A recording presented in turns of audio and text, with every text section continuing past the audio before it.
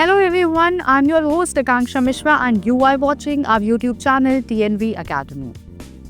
Imagine crossing the road with your eyes closed. Sounds risky, right? Now imagine running a business the same way, ignoring risk. That is exactly why ISO 19011 doesn't just tell us how to audit, but also how to think about risk. In this session, we will explore how risk-based thinking transforms auditing and why it makes you a sharper and more professional auditor. Now, what is risk-based thinking? Risk isn't always negative. It simply means the possibility of something going wrong or even the chance of something going better than expected. Risk-based thinking is about asking what could go wrong and what could go right before decisions are made. ISO 19011 encourages this mindset at every step of auditing, from planning to reporting. Think of it like driving with your headlights on. You are not only looking at the road, but also scanning for speed breakers and shortcuts. Now, ISO 19011 and risk-based auditing. ISO 19011 highlights risk as one of the audit principles. Audits should not be random box-ticking exercises. They must focus on areas of highest risk. For instance, in a food company, hygiene and contamination control are priority areas, while in an IT company, data security and backup are critical. Risk-based auditing ensures resources are used where they matter most. If you were auditing a hospital, would you first check billing errors or patient safety? Clearly, risk thinking helps set priorities. Now, why risk-based thinking matters? Risk-based auditing prevents problems before they happen and helps organizations improve proactively. Instead of just proving compliance, auditors add value by highlighting risk that could impact customers, regulators, and stakeholders. Take an automotive plant. A routine audit might check documents, but a risk-based audit digs deeper into how defective brakes could affect customer safety. That is the difference between auditing for compliance and auditing for impact. Now, planning an audit with risk in mind. Effective planning starts with understanding the organization's context and identifying high-risk areas.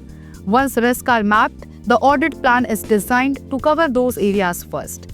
Checklist should include risk-focused questions. For example, instead of asking, "Do you follow this procedure?" a risk-based auditor might ask, "What happens if this control fails? Who monitors it? How do you ensure it always works?" This approach leads to meaningful insights rather than superficial checks. Now, conducting the audit, seeing through a risk lens.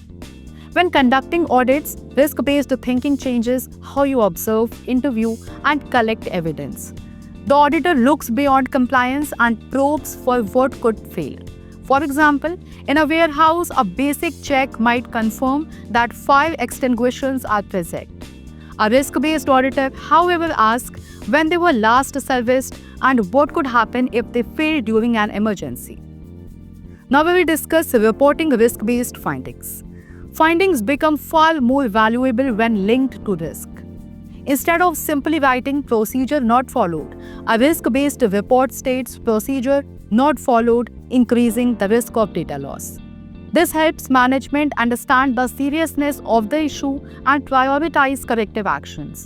The clarity of linking findings to potential impact is what makes risk-based reporting powerful. Now, following up, closing the risk loop. An audit is not complete until corrective actions are verified.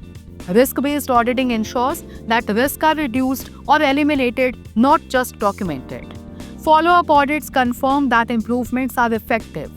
Think of risk as weeds in a garden. If you only cut the leaves, they grow back. Risk-based follow-ups are about pulling out the weeds from the root so they don't return. To audit like a pro, don't just follow a checklist. Think risk. ISO 19011 teaches us that risk-based thinking makes audits sharper, findings stronger, and organizations safer. Every audit is an opportunity to reduce risk and add value. Remember, the best auditors are those who see risk before they become reality. So next time you prepare for an audit, Put on your risk lens and lead with foresight. And if you found this session useful, don't forget to subscribe, share your own audit risk experiences in the comments, and join the community of professionals who audit smarter, not harder. Thanks for watching, and I will see you in the next episode of TNV Academy.